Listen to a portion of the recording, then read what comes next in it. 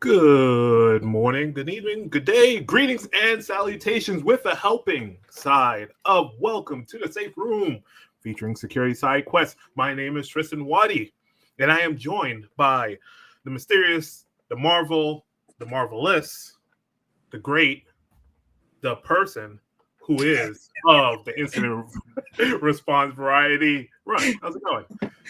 How's it going? That was the longest one yet. Yeah, I'm just going to keep going. As I add in the alphabet, we're just going to keep going with that. And as always, thank you, producer Jeff. Hey, everyone. Right back at everybody who's listening in. But for those listeners who it's their first time, welcome. And let us do this properly. Let us reintroduce ourselves. So my name is Tristan Watty. I'm coming to you from the Professional Services Division of AWS, where we help to accelerate customers' journey to the cloud in a secure manner, fashion, form, and way. And I am joined by me. I'm Russ. I come from the customer incident response team. So we help customers contain, remediate their security incidents and events. Yeah, it does get longer every episode. Yeah, it gets longer every episode, and then we're just going to keep rolling with it. And until, watch, when we get to the Z, I got to figure out some Z words, right? It's just, and just, yeah, the Zephyrus, right? But, as always, where's everybody tuning in from? We like to know. We like to hear because we like to say hi, as well as just kind of chat about certain comments, questions, and I would say more of mysteries that we like to unravel. Because we have one question today, which should be a fun one. So, would you rather instantly master any skill but forget it after 1 week, or be slightly above average at everything but can never truly master or excel at anything? Where's your brain going, Russ? Well, it depends. So when you say you forget it after a week, but then you can instantly master it again, then I'm just going to go with that one. But if you can't do that and that's breaking it, then I would say be slightly above average at everything. Especially because being slightly above average at everything is super strong. Because you'd be like slightly above average intelligence and slightly above average at, planning and slightly above, average at athletics and running and all these different things. So, yeah, I would say, that. It's interesting because you're just like, so are you a B plus student or an A minus student, or but what's the average? Would it be more close to like C? So you're like, oh, I'm a B minus all the way around, right? Kind of the skill tree. That's the interesting thing. And I keep giving thought to that, and also saying hi to Ari and Ari. Greetings for check. So when we start to think about it, I think slightly above average at everything. I would do that one, right? Because if you mastered any skill but you forget it after 1 week, then I feel like there's more parameters, right? It's like, okay, can you only do one skill a week, right? Mm-hmm. So could be like a carpenter for 1 week, but then have to redo that or choose to be able to speak the next week? You know what I mean? So it's a couple of different rabbit holes. Feel free, put it in the chat. Hey, what we would like to do with that question. But today, what we would like to do is kind of get into the topic of the day and to tell us, where do we come from? Russ, dramatic pause. You. Dramatic pause. So last week, our episode, which you do not need to have watched before this episode, although feel free to go back and watch all of our previous episodes. Last week was you merely adopted the command line. Not going to do the voice. Tristan, you could do it. I was waiting for it. Russ is going to do one. No, not doing it. I can't do it.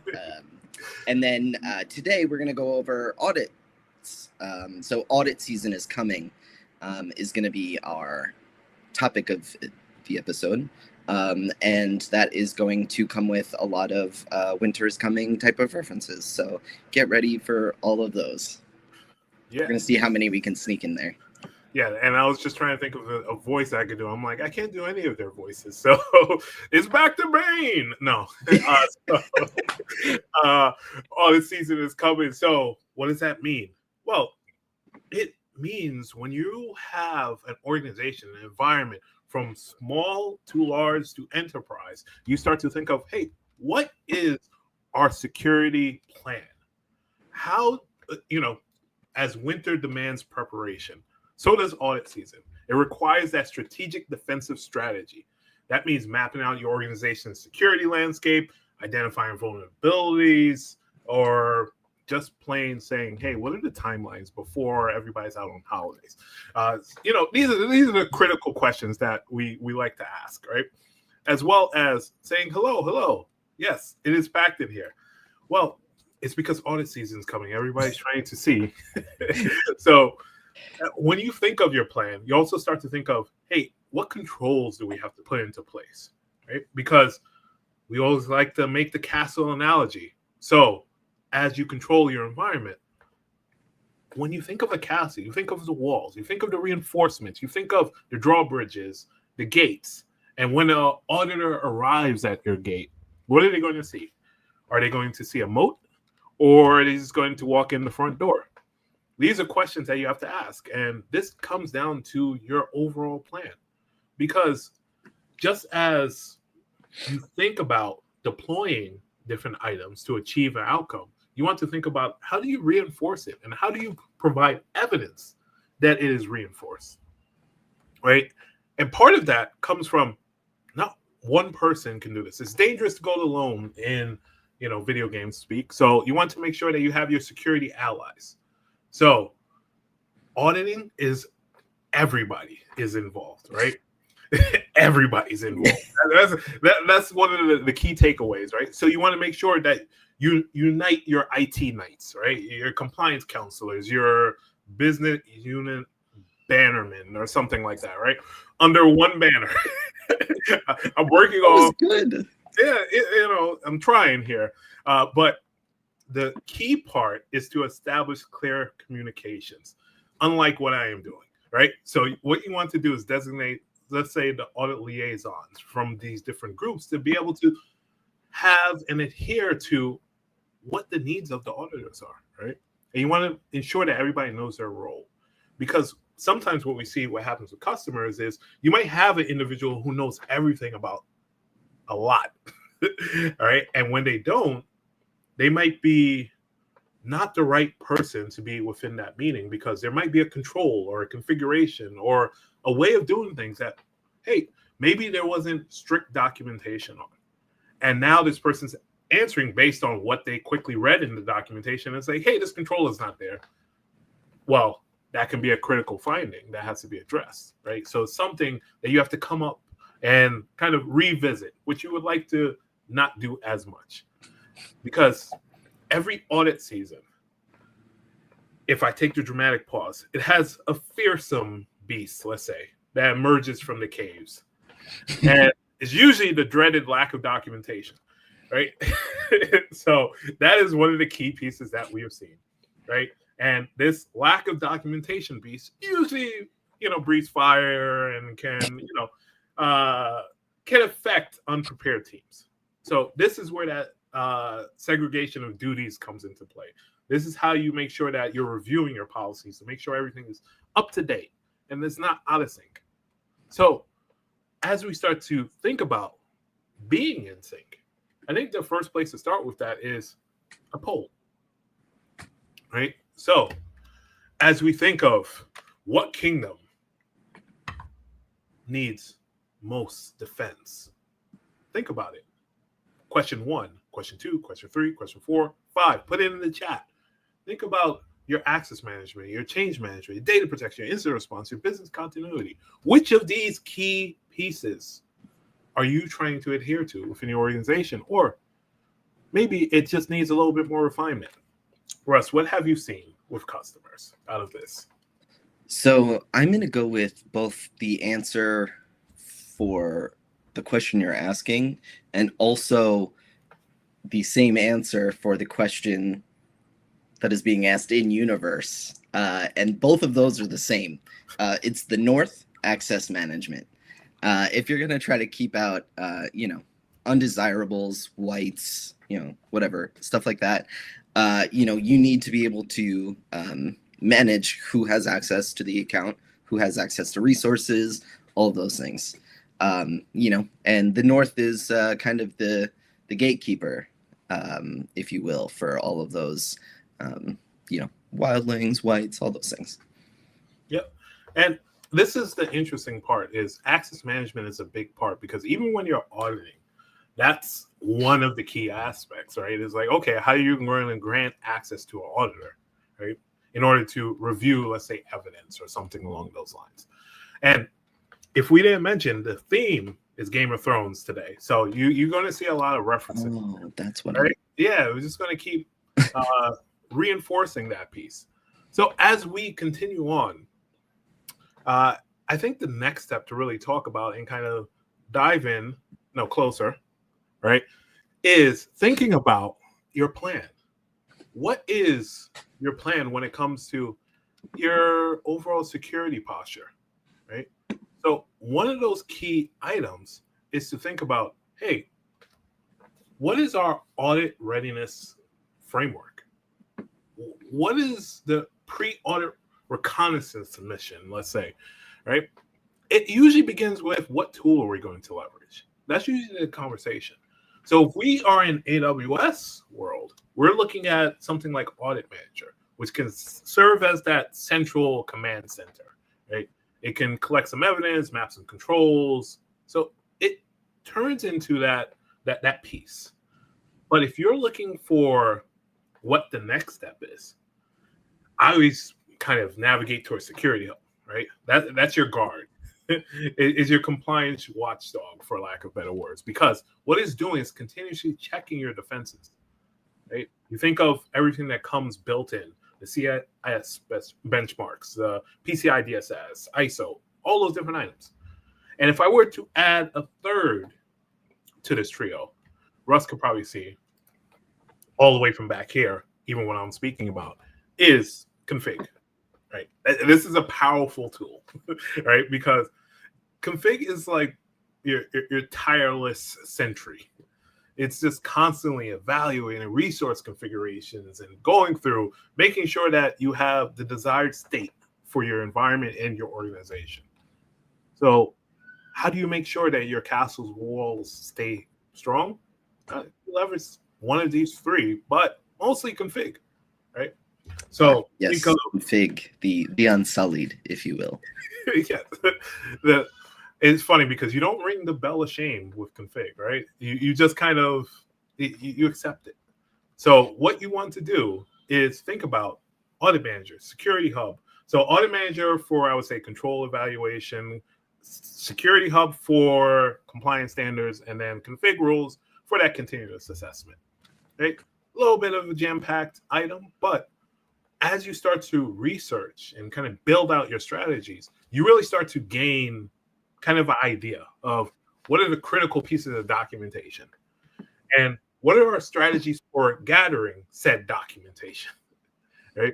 So this is where you start to rely on some of the other services, right? You think of the control towers, you think of systems managers with document management, but overarching, this is where we are trying to fell the beast, which is lack of documentation. So we see a lot of customers move towards leveraging like something like Control Tower because of that.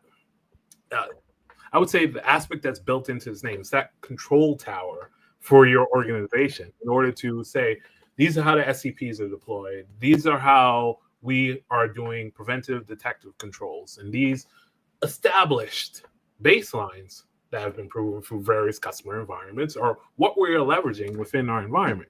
And then all you have to start to do from there is what are the custom pieces, right, of the puzzle. And then you start to delve into the logs and Russ's favorite, the CloudWatch logs, right? And kind of centralization of those and kind of going through. So as we're speaking about Control Tower, Russ, when you think of logs and CloudTrail event history, how critical do you think it is within the organization? One of the most critical. You need visibility within your environment. If you don't know what's going on, you don't know if things are out, for a reason, if things are out because you're being attacked. Without visibility, you don't know what's going on, which is not a good thing in security. Yeah, exactly. And that starts to get you into the thought of, okay, if I have my logs, now I can start to think of, okay, what are the controls that generated the logs, or the logs are helping to feed said control when you think of preventative detective, right? Yep. So how do you go about kind of the mapping of these controls, Russ? Yeah, so obviously we're going to think about this from a thematic standpoint. So fortifying your control kingdom, if you will. Allow me my joke. So let's start with IAM Access Analyzer. This is kind of our kingdom's guard at the gates, what have you. This is going to allow you to continuously monitor resource policies, identify, unintended or unauthorized external access, can help you maintain least privilege, and is your overall, how you maintain and monitor your IAM. So those are the controls that you're going to use for who's allowed or authorized to get access, who isn't, what they are, able to access, keeping least privilege in mind, and, only having them able to access, the least amount to be able to do their jobs, without, being able to access anything additionally. And so IAM Access Analyzer for least privilege, we're going to go back to config, because config rules would be for like resource compliance in general. So this is going to be more of like your the kingdom's law book. I went pretty heavy into the theme today. I hope it's appreciated. Yes. People are taking notes as we speak. It's just like, this is how I can imagine somebody giving a talk to their company. Like, let me tell you about AWS compliance. It's the law book. Okay. Config rules.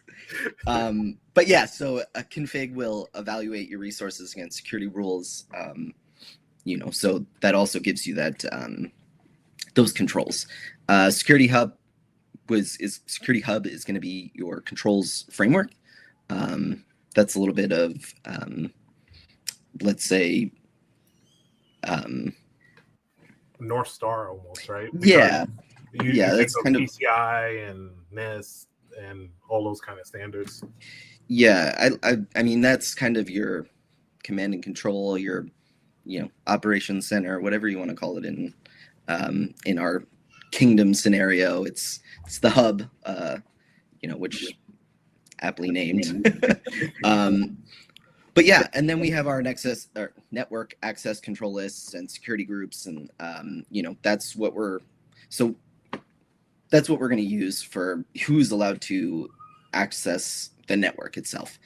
So we have Access Analyzer for least privilege, AWS config rules for resource compliance, Security Hub is our controls framework, and then our NACLs and security groups. So those are going to be our key security controls mapping services and tools. And then, after that, our next step really would be to automate. We say it all the time. The next step is to, not just have those controls, but to have them automatically, work or happen. And so, there's for automated compliance, we have things like event bridge rules for compliance events. We have Lambda functions, which we can use for automated checks. We also have SNS or SES, which we could be using for alerts or reporting or, If Security Hub has a critical finding, how is it going to let you know? And then we have our CloudWatch metrics and dashboards. So that's going to be, our way to automate the monitoring for compliance aspects. Yeah, and Lambda, I would say, is the unsung hero, right? It's your timeless compliance, I would say, automation comes from the Lambda with execution of custom checks, right? Now, what we usually see customers leveraging is like, hey, we need to do this, or we need to gather evidence. Usually there's a Lambda function out there working very tirelessly in order to help, right? Exactly. So yeah, Lambda functions will be automated checks, but like you said, it could be for whatever you want it to be, pretty customized there. And then we have our real-time security posture dashboards. So I can look at a dashboard to see what's going on, quick snapshot of my security and compliance. So for example, we have our Security Hub dashboards that's going to be able to give you that kind of quick insight, your command center for oversight, and also allows you to aggregate findings across accounts, which is important to be able to, have that command center, so that way you can monitor an entire organization or multiple accounts or whatever. And so after Security Hub, we also have some QuickSight compliance visualizations. Those are custom compliance reports. It can also track historical compliance trends or whatever, and is able to kind of allow you to show that impact of the security changes and compliance in a organized and efficient manner. Being able to visualize lots of data and show one clear picture, super important. And then we have our CloudWatch dashboard integration, and then our audit manager reports. So we kind of have a bunch of, well, 4, but we have 4 different locations where we can go to be able to see those real-time or near real-time dashboards that give us that quick shot of what's going on in our account. So that's going to be pretty huge for being able to actually fortify your controls and bring them under under your control and basically be able to centralize that. So yeah, I think there's a lot.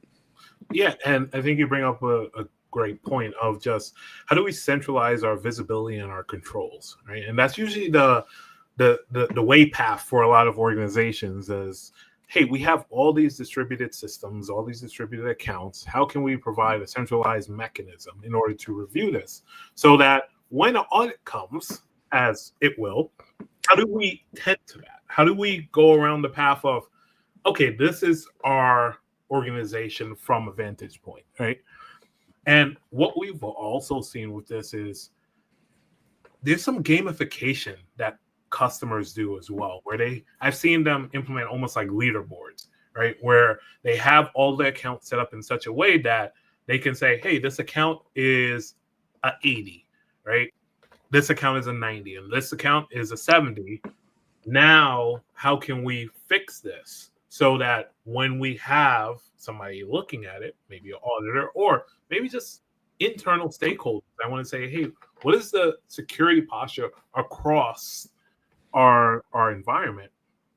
Help to provide that visibility, and having something like a Security Hub dashboard kind of feed into something else, right? That's a little bit more kind of in that gamification, I would say, direction is also often looked at as one of the positives of being able to leverage all these different AWS services in order to gain a history, to gain an understanding, right?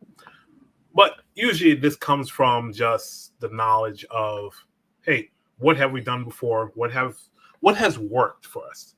And that usually stems from the legends we've heard within our organization when it comes to the different aspects, items, and pass forward. And I think that brings us to our section we like to call As Side Quest Legend Has It. One person, one destiny. He talks about a customer story, specific around what we're talking about is today's topic. So if this is your first time, I would say buckle up. If this is your second time, I would say do it double, because we're talking about, let's say, Winterfell Industries, right? It goes with the theme. So maybe they're a global enterprise operating across multiple regulated industries. They faced increasing challenges, kind of a similar story we've heard in the past. So if they're multi-region, they have multiple divisions. So that means they have multiple compliance pieces that they have to account for. So if their team has discovered inconsistent controls, now how do they identify these critical gaps within their compliance posture? That is a question that we may answer today. Well, let's dive right into that. So this is our side quest board and our tool to dive or dig, depending on how you look at it. I heard it both ways. So the side quest board is that visualization of the AWS environment for this customer environment that we are speaking of. So today we have Winterfell Industries that has some compliance requirements, some gatherings, things of that nature. So let us just focus on not unauthorized users, but maybe authorized users. And kind of what path do they take within their organization? Because this is a key aspect of just thinking about what is the next step. It's a simple question that may have a complex answer depending on how you look at it. Because when you think of this, you start to think of what are the different tools that we can use? What is the biggest challenges that a customer may have? Russ, in your opinion, what is some of the biggest challenges from a readiness aspect that customers may have when it comes to being compliant ready? Documentation. That's going to be the easy one for me. I see it all the time. Yes. And because of that, I play the security hub face up, because usually the documentation comes from, hey, what are we trying to move towards?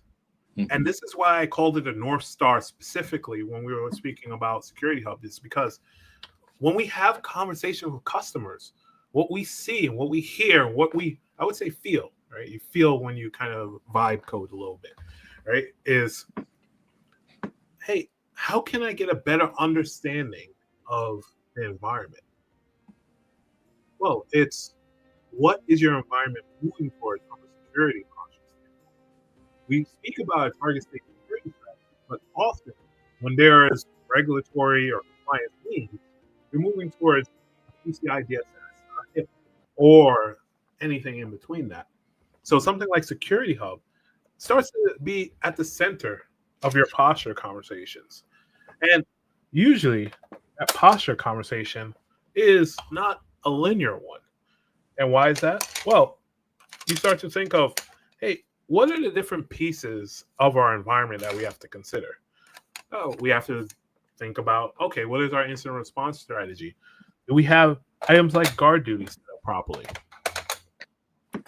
I turned it sideways. But what happens is it starts to move a little bit further away. So what I mean by that is you have Security Hub, but now you have to consider, okay, this is not a straight about path. Kind of wraps around, right? If I can wrap it around. If you think about it, okay, now we go to guard duty. Now we say, hey, what is our identity posture? When we think of things like IAM, and then we think of, oh, what are our encryption mechanisms that we have to think of? How do we automate? How do we do all these different things? And within our example, we're starting to move away from just figuring out an AWS environment, because the challenge that you have is you have maybe multiple framework compliance mappings that you have to consider. There's continuous control variables. There's global compliance monitoring. There's legacy systems that are integrated. and you start to see a circle form. And usually this is where we see the customers get wrapped up into, what do they call them? Oh, meetings, right? To talk about certain things of, okay, what does this thing do? What does this do? And that's where that dragon comes in of documentation. So if you've seen this before, you kind of ask yourself the question, you hear the question of, how do you approach enterprise-wide audit preparation? And there's a variety of different examples that you can go with this. But Russ, I feel I know where you're going to lean with it. Where do you go with enterprise-wide audit preparation? Where does your brain land? My brain lands on automated evidence collection. Well, that and the continuous compliance and monitoring. So, like maybe a little bit of both, but definitely the automated evidence collection. That's going to save you so much time and headache. Just having it set up already, running, gathering what it needs to gather, and then that way it spits out one report and you're good to go. Yes. So if we have that, now if we add in those aspects of automation, we start to kind of straighten out our path a little bit. It was a little bit crooked before because you're thinking of all the services and gathering all these pieces, but now we have a focus. We have our North Star, which we are speaking about of, okay, we have to meet, let's say PCI. That's something we have to adhere to. So we start to set up our foundations. We start to set up our configs, our preventative and detective controls, and maybe even our IR posture. And we start to build the blocks of understanding of, hey, this is our built environment, our beautiful environment, our advanced controlled environment.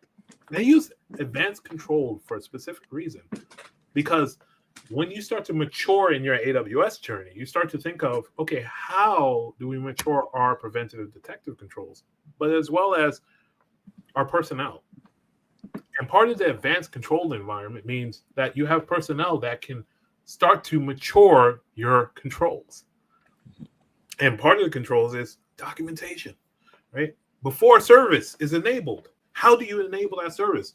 Do you have documentation to say, hey, this is an approved service to use within our organization? And we have maybe some type of service adoption documentation that builds upon security controls to say, hey, these APIs may be a high risk to my current design. Then you start to think of, okay, now we can have event-driven patterns in order to run compliance checks, to gather the evidence, and throw down Lambda face up to say, automate the remediation of. So now, once you have that, you can start to build out your visualization, your dashboards, everything in between. Because when you think of your audit preparations and the improvements that you take, usually it's around control automation. Why I say usually? It's because you're like, hey, how can we do this a lot faster? How can we do this to a point that everybody kind of understands? And in order to do that, you have to get everybody on the same page. And that's where I hit the good old pause game button, the Zach Morris timeout, as I call it. And we take that step back to say, hey, what do we do in order to rally everybody?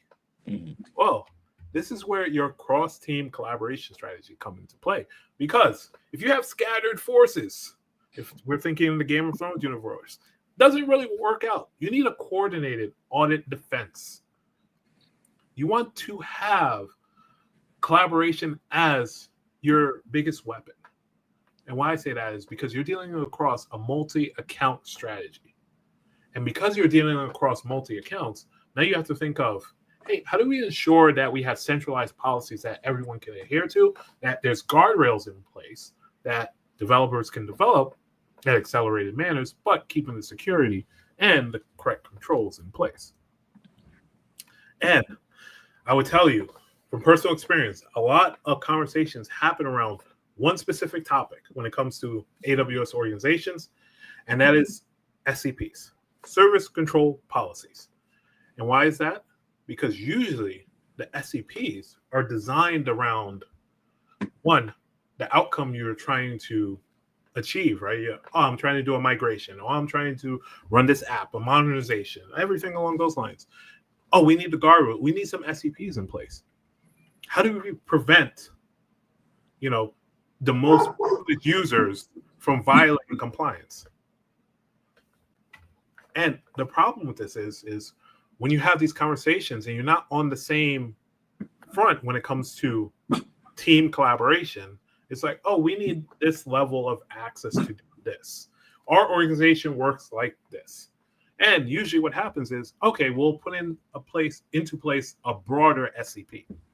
And when that happens, not a good thing. That's a one-way ticket and a golden ticket to Russ, right? Because of that exact thing is, okay, we're just going to open up a bit to this person, this person, this person. Now you have a broad, lasting SCP, and you don't have a defined structure. And when you don't have that defined structure, now, okay, when something happens, does this user account, does this role, does this, whatever the case may be, have the correct level of least privilege? Least privilege, least privilege. We say it 3 times for the people on the other side of the internet, because communication plans, right, is a big thing. Right? How often do you see communication being one of the main factors, Russ, that kind of takes you a step back and think about, like, this whole thing could have been avoided if communication? A lot. Definitely a lot. I mean, you see it all the time. People are trying to manage or audit something, and then they're like, oh, you didn't know? Like, we were supposed to drop that infrastructure months ago. And they're like, what? But yeah, and then, once resources and things like that start dropping, then that's when you start coming to see me. So, unfortunately, but true. Yeah. And that's the thing. You mentioned a key thing is like, hey, I didn't know this was supposed to be deprovisioned. Right? Oh, I didn't read that ticket. Oh, I didn't get that ServiceNow request, or whatever the case may be. And that's usually the case when you have these resources that were supposed to be temporary that are no longer temporary until the audit comes around. It's like, oh, what does this do? Oh, we just have this firewall for this specific, integration. Oh, when's the last time it was? Fill in the blank. And that's where the questions come. So what you want to do is ensure that, one, you have a plan of action, not just of how to communicate, but also what is your incident management communication plan? That's a big piece of this, right? Because if you suddenly have a resource that nobody knows about, that kind of turns into a thing, for lack of technical words, right? And that thing starts to grow and take on a life of its own, because now you're involving more teams, but it's not in I would say productive, but it's more of like, why didn't you do this? Why didn't you? Those are the conversations you start to have when you don't have the communication plan. You don't have everybody on the same length when it comes to, hey, what is our team collaboration strategy? And that's where you start to go down the line of documentation, communication, as well as just kind of seeing where everybody is. Because within your realm, you have an idea of what we have to do to protect our environment. But others might have a different variation of that because they're looking at it from a different vantage point. If you're looking, or think of the castle analogy, a guard's duty at the front gate is to worry about the front gate. Guard duty at the back gate is to worry about the back gate. So when it comes to provisioning, how do we protect something? They're going to go to their respective gates. And person who's guarding the jewels has theirs, and so on and so forth. So that's why you have to communicate of, hey, the back gate and the front gate should have these similar controls. Why? Because they're on the outside. They're your perimeter. Now you start to have that conversation. So if we were to put this into a poll form, we start to think of, okay, the 7 kingdoms, again, Game of Thrones reference, is your AWS services best protects your realm. which of them does that? You think of control tower, you think of guard duty, you think of systems manager, security hub, IM. Feel free to put 1, 2, 3, 4, or 5 in the chat when it comes to this.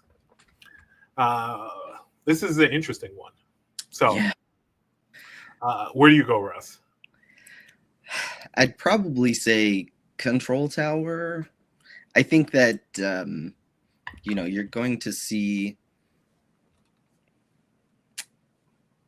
I mean, it's like you just said, they all have different functions. So it's like, which one best protects? It's a little vague, but I would go with one, control tower or the wall, as that kind of either first or perimeter type of defense that's controlling, or not controlling, but that's overseeing the perimeter defense. Yeah, and it's funny. I would have to agree with you. One is where I'm leaning to, just because of the different customer conversations I have. It's usually control tower is that first line of defense for them, from the aspect of, okay, if we spin this up, we're getting the baseline, pieces. It's almost like if you ever play those tower defense games where you're like, all right, let me put one tower here, one tower here. When you have control tower, you're like, okay, I have the base level, right? I don't know if you ever played I forget, it was the little one with the darts, the dart games. But you're like, okay, let me get a base person here, and they throw this type of dart. Put this base person here, and they throw a different type of dart. So control tower is like that, where you get a little bit of everything to give you a baseline of defense that you can, defend against a variety of different types. But if you were to go down the route of, we're just going to do this, then you might expose yourself to something else. It's kind of like what we were speaking about with the front gate and the back gate, where front gate may be made out of paper and the back gate might be made out of aluminum.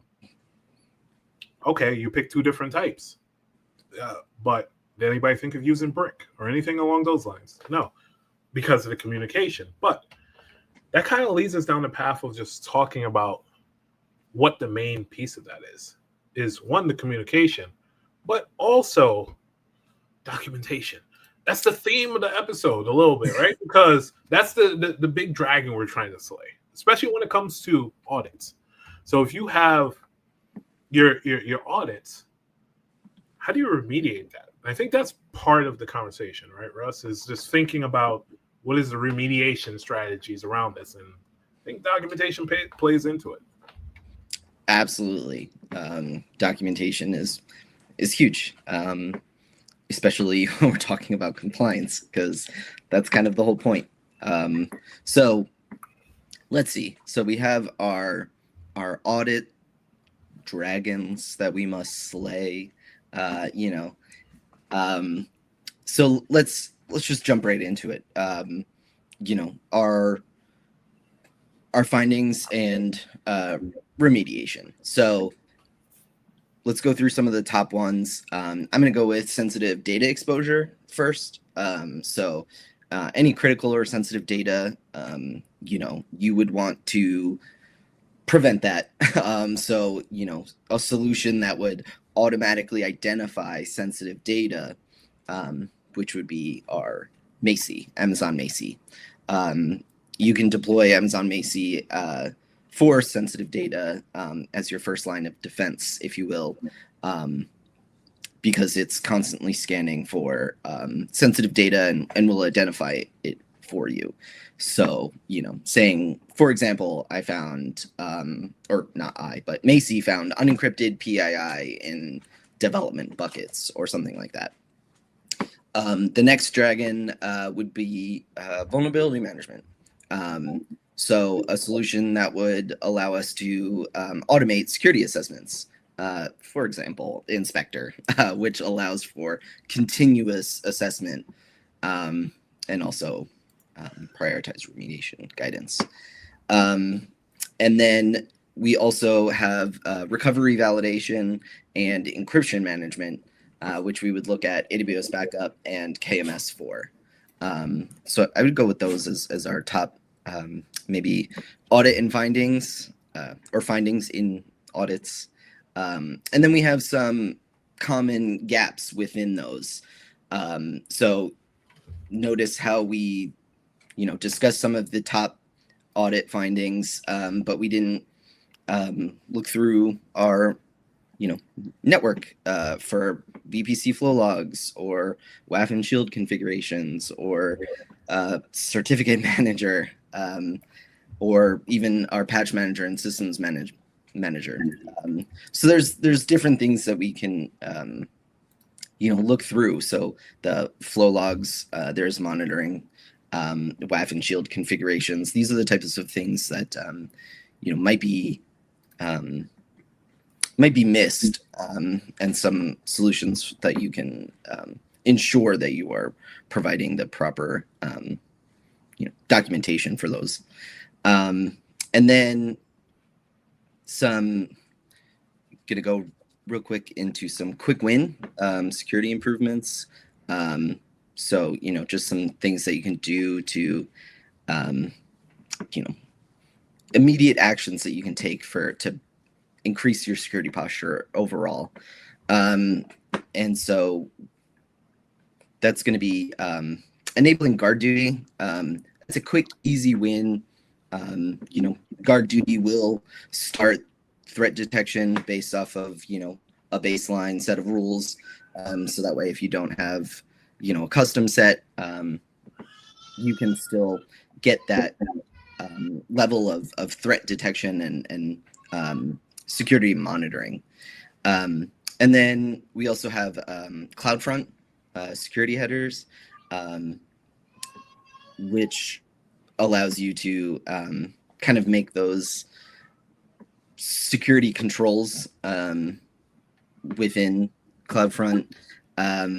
You can also, something that I think is a really easy win that I sometimes see mixed back and forth is just blocking public access on your S3 buckets. I think that's one where it's an easy win, and it's something that can definitely prevent you from coming to see me. And that's something, just really quick on that, that's one of those controls that was enabled by default, right? So if you have public access on a bucket, then it's purposeful that somebody went in and did it, whether it be configuration or through ClickOps. But I think, to your point, Russ, that's a big item, right? That's a quick win of just evaluating your buckets, because if you have sensitive bucket, then you don't want to be publicly accessible, little things like that. Yes. So blocking public access to S3 buckets that are not meant to be public is an easy win there. And then another quick, easy win is enforce MFA for all of your IAM users and set strong password policies. So although these audit dragons are, scary, intimidating, using different solutions, kind of allows you to be able to slay those dragons and have that ready before, your auditor comes with, hey, I have several findings. Yeah, you want this one? And the other thing is, feel free, all these quick wins, if you already have a system and you're kind of new to the AWS cloud, but you might be part of another cloud, is use your existing systems to see how you can extend into AWS. There's a lot of different integrations and third-party partners that, you can work with. So even MFA, if you have something like Okta, for instance, or SailPoint or something along those lines, integrate it, turn it on, and continue the wins, right? Because that's kind of what you have to do. Yep, definitely. And, we also talk sometimes about, tech debt. So for example, when you have, an M&A type of situation, merger and acquisition, so you're taking over for a company and you're like, wow, okay, they haven't set up anything. You can at least do these quick wins to have at least a baseline security posture. So you're like, okay, real quick, they didn't do anything here. Let's enable guard duty, block public access for S3 buckets that don't need it, enforce MFA, and set strong passwords. That right there is, a good bare minimum quick win, especially when you're in that sort of situation where you're like, I don't even know where to start because this just is completely, yeah. So it does happen. I have seen it, dealt with it. So it is definitely at least some actions for you to take to be able to secure an environment, especially if it's new. Yeah, I see it in your eyes that you've seen it before. It's one of those items, right? That you're like, this for future. I'm thinking of several specific cases right now. Yeah. You just see the math just going over your head. Like there was this case and this case. But I think that all leads us just to talk about is there are quick items that you can kind of implement in your environment that doesn't have to be a major change. It can be a major adoption in terms of, okay, you have maybe some users that might be inconvenienced now because they have to use MFA, but this is for the better of your security posture and health, right? And sometimes I know people can't take that step back. That was the last time, I swear, that you start to think about it and say, hey, how can we implement these different things? And part of it, is if you don't have the quick wins and you try to chase the larger wins, then you know what happens is they never get implemented because you have those things called meetings that keep happening on the same topics and nothing gets, into place until, hey, something happens. And then you start to hear a lot of, that good old play in the background. Hey, you could have done this, right? But you start to get to a point where you want to cut it out. What you want to hear instead is kind of the round of applause from everybody because, hey, we implemented all the controls. We passed our audit, right? That's usually how it is. Yeah, cut it out. See, you went to the seminar. So when you start to think about it, how do you do so? How do you think about it? Well, the easiest way to think about it is, to get to a point where you have certificate knowledge. But another way to do it is to have some of, let's say, a knowledge quest knowledge. And knowledge quest for your first time joiners is that section of the show where we kind of delve into items that you can take away and run out and tell us about it via, your favorite social media platform, right? The brain, right? Your choice. And while we're there, like and subscribe to the AWS Twitch YouTube channel and everything else that you can do that too. But essentially, this section helps you to break down and understand, hey, where can we go from maybe a L100 level? How if I'm a squire of the watch, right? I don't even have the front or back gate. I'm protecting the potato stand, right? Just think of that kind of thing, right? It's like, where do I start from a compliance standpoint of just understanding? Well, I think the easiest place to start is to think about it from the perspective of, hey, if I'm new to AWS, where do I start? What are the different, I don't know, maybe compliance programs that are out there that you can take advantage of, right? So think about it is, right, if there are different compliance programs that we're moving towards, how do I know which ones are important? Well, this is where your organization, target state comes into question, but also just figuring out, hey, what are some of the laws, regulations, things of that nature that you have to understand? If NIST 800-53 you haven't heard of, I would say good place to start. Well as different pieces of the puzzle of just kind of understanding something like audit manager.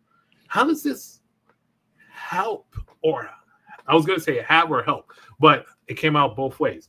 So when you think of an active assessment environment, can we do this on an ongoing basis?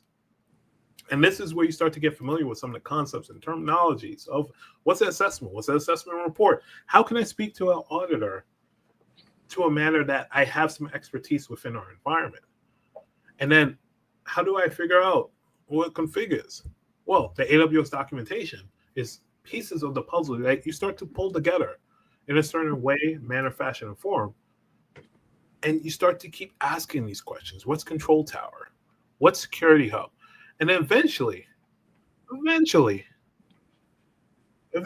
I say it 3 times because I want it to come to life for you, right? And that's you kind of become a knight of the realm. And what does a knight of the realm usually do? Well, they figure out the ways of guard duty and the different pieces of how you can have automated threat intelligence built into the feed. But you also think of stuff like artifact. Why do I need artifact? Well, AWS security compliance documents. This is the cheat code. This is the up, up, down, down, left, right pieces of this, because you start to figure out, hey, this is something that we can achieve. This is how we move towards understanding our risk and compliance. And we can start to go through the white papers of, okay, this is stuff that we need to implement, right? And the reason why I bring up this particular one is historical references only. You might say, oh, why historical? Well, if you look at the foundations, there's stuff that changes, but a lot doesn't. Things change rapidly as well. So it teaches you both lessons of, hey, we were doing this 2021. It's 2025 now. It's 4 years. But there's been so many changes. There's been so many additions. There have been so many services. This is why it's good to know the past so you can shape your future. But you can also start to think about, hey, how can we become somewhat of a compliance hero? How can we become, let's say, a security strategist or something along those lines? Well, this is how we can start to delve into running some workshops. And these are the pieces that you develop practical privacy and data protection knowledge, especially if you have sensitive workloads. And you take that step back to understand that sensitive workloads are sensitive. So how do you protect this? Right? It's in the name. And sometimes when you have that conversation of just, okay, these are sensitive items, not everybody can have access to this. Not everybody can integrate with this, right? Especially when you're thinking of APIs and your API strategy and your data strategy and, of course, your security strategy. You start to think of the controls and mechanisms that you have in place. And these are the type of questions that the auditors ask you, is who has access to this? How can you produce evidence of that, right? So when you think of audit season is coming, how do you start to prepare for this? Well, I know Russ has a near and dear book that he can share with you. And that book's title is what? Create an incident response plan. The Russ Noll. That's the name of the book. You know, I actually did recently tell my team that I ended every episode with create an incident response plan. And that was pretty great. None of them really knew, but they all loved it. So yeah. See, until your book comes out, the incident response plan. Yes. Yes. And then, as Schizo says, make no mistakes, then you don't need audit. No, you're still going to need audit. And that would be the first mistake, is thinking that you don't need an audit, because even when you don't have a particular item like PCI DSS at the door, you want to prepare and refine, right? Because even if you look at the instant response, if we stick there, it's go through and loop back around, right? It's like, what lessons did we learn? And as I say, and as I learned, wheel of security, turn, turn, turn. Tell us the lessons we shall learn. Or what did we learn today? And that's how we're going to end the episode, because each episode, each side quest, each story helps you build that 1 XP point that helps you to keep on side questing so you can level up yourself and your security posture. So until next time, we bid you adieu and take care. Bye. Also, the Night King is dead, just like that at the end. The end. Story done.